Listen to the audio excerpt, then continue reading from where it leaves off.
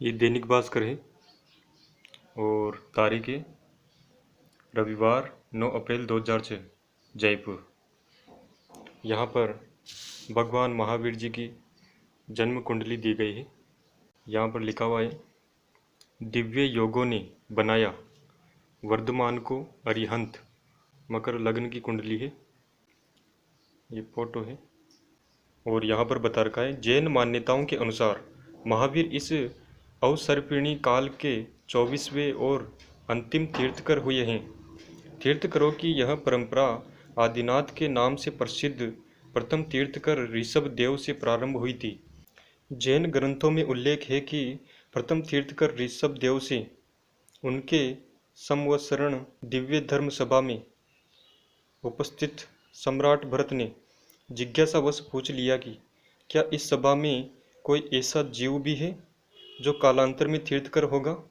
इस पर त्रिकालदर्शी ऋषभ देव ने बताया कि द्वार पर खड़े साधु वेशधारी तुम्हारा पुत्र मरीचि ही इस अवसर्पिणी काल का अंतिम तीर्थकर होगा।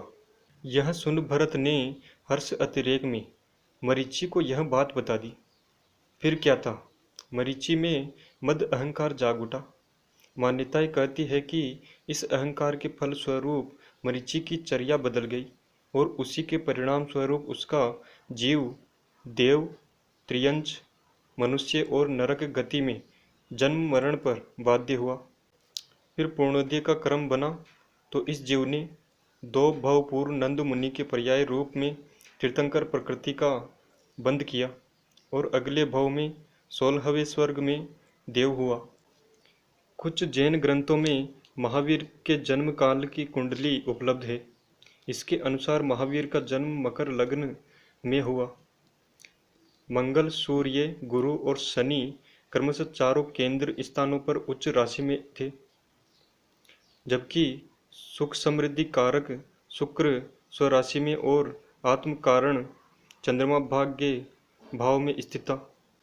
ज्योतिषीय दृष्टि से यह एक विलक्षण कुंडली है। लग्नेश शनि और चंद्र लग्नेश बुध परस्पर केंद्रस्थ थे, यानी कि चंद्र लग्न की कुंडली का अगर स्वामी देखा जाए तो बुध है, यानी कि चंद्रमा कन्या राशि पर है तो इसका स्वामी होगा बुध। तो यहाँ पर बता रखा है, चंद्र लग्नेश बुध परस्पर केंद्रस्थ है और चंद्रमा 9वें भाव में है। ग्रहों की यह स्थिति राजसुख देती है। महावीर का जन्म वैशाली गणराज्य के शासक के महलों में हुआ था। कुंडली के सभी ग्रह 6 राशियों में होकर दाम योग का निर्माण कर रहे हैं। इस योग वाला जातक परोपकारी, परम ऐश्वर्यमान प्रसिद्ध होता है, किंतु राजनीति में उसे सफलता नहीं मिलती। महावीर की ख्याति काल की सीमाओं को लांघ गई, जबकि राजकाज में उन्होंने रुचि ही नहीं ली। लग्ने शनि उच्च का होकर तुला राशि में है और तुला राशि का स्वामी शुक्र अपनी ही दूसरी राशि वृष में स्थित होकर कल्पद्रुम योग का निर्माण कर रहा है। इस योग वाला जातक 32 वर्ष की आयु तक अपनी ख्याति के पथ पर अग्रसर हो जाता है। महावीर ने 30 वर्ष की उम्र में महलों का सुख त्याग कर मार्ग शीर्ष कृष्णा दशमी को दीक्षा ले ली थी।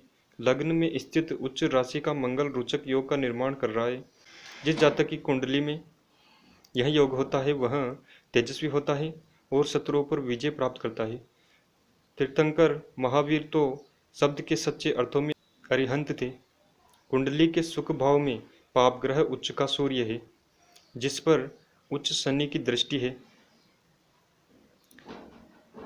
सुख भाव का स्वामी मंगल स्वयं शनि की राशि मकर में है। शनि और सूर्य के पाप प्रभाव के कारण महावीर ने महलों का सुख छोड़ दिया। दाम्पत्य भाव में स्थित पाप ग्रह राहु दाम्पत्य सुख से वंचित करता है। महावीर के जीवन पर यह प्रभाव भी स्पष्ट है। राहु के साथ स्थित उच्चस्थ गुरु के कारण महावीर ने सबके कल्याण की भावना से सुख छोड़ा।